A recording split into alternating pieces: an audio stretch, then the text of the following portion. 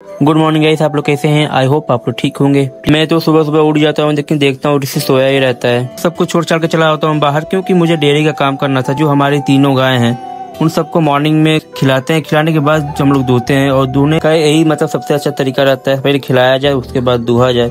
और मैं मिल्क निकालना शुरू हो जाता हूँ, क्योंकि मुझे जब डेयरी पे लेके जाता हूँ तो हमेशा लेट हो जाता है। इसको पापा बोलते हैं तुरंत गाय को लगाओ, लगाने के बाद अपना सीधा लेके जाओ डेयरी पे, क्योंकि हमारी तीनों गाय हैं उनको लगाने में कम से कम आधा से 1.5 घंटा लग जाता है। क्योंकि तीनों गाय को लगाना मतलब एक ही साथ तो मुझे दिक्कत हो जाता है, मेरा हाथ पूरा दुखने लगता है। इस वजह से मैं तीनों गायों को पहले लगाता हूँ। जो हमारी तीनों गाय हैं, एक गाय कम से कम 5 से 6 लीटर दूध देती है। तीनों गाय का दूध लिया जाए तो 15-16 लीटर दूध एक दिन में हमारा होता है, मतलब एक टाइम पे। लेकिन मैं जब दूध लगा के मैं बाहर जाता हूँ, बाहर जाकर देखता हूँ तो हमारी जो गाड़ी है वो ख़राब रहता है। ये सब देखने के बाद मेरा दिमाग बहुत ज़्यादा ख़राब हो जाता है, क्योंकि मुझे डेयरी पे जाना था, लेकिन मैं कुछ सोचता नहीं, सीधे आ जाता हूँ गाड़ी बनवाने के लिए।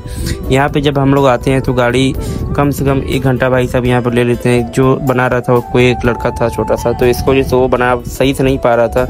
तो जब उसके फादर आते हैं तो वो बनाते हैं, जिसे अब आपने देखा कि उनके फादर आए हैं यहाँ पे, वो बना रहे हैं। वो आते हैं मिनिमम मेरे ख्याल से 20 मिनट के अंदर अंदर गाड़ी बना देते हैं, और गाड़ी बनाते ही मैं तुरंत वहाँ से कर जाता हूँ, क्योंकि मुझे जाना था डेयरी पे।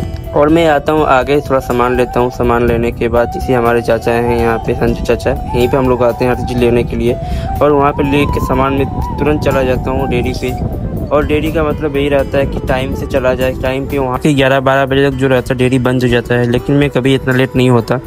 और जब मैं वहाँ पे जाता हूँ तो जाके अपना दूध तुरंत देता हूँ, क्योंकि भाई मुझे जाना था कहीं पे। और मैं देखता हूँ कि मेरा कितना पैसा हुआ है, पैसा जाके मैं तुरंत लेता हूँ। और घर पे आने के बाद मम्मी बोलती जाकर छत पे गेहूँ फैला दो।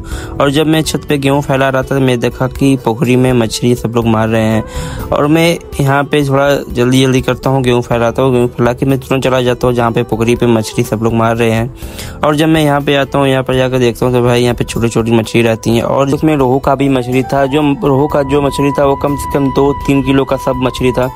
और जो मछली निकालने के लिए आए थे वो मछली को मतलब खरीद रहे थे। और जब हम लोग वहाँ पे जाते हैं तब देखते हैं, देखने के बाद मैं तुरंत चला जाता हूँ, क्योंकि मम्मी बोलती है जाकर देखो धान में दवा मारने के लिए आए। जब मैं वहाँ पे पहुँचता हूँ वो भाई पहले से ही दवा मिक्स कर रहे थे। जब मैं उनसे पूछा कि मतलब दवा हम लोग मार रहे हैं, दवा कुछ फ़ायदा करेगा कि नहीं करेगा, वो बोलते हैं क्यों नहीं फ़ायदा करेगा, हम लोग धान में दवा इसलिए मारते हैं जब धान में ज़्यादा घास हो जाता है, इसकी वजह से हम लोग धान में दवा मारते हैं।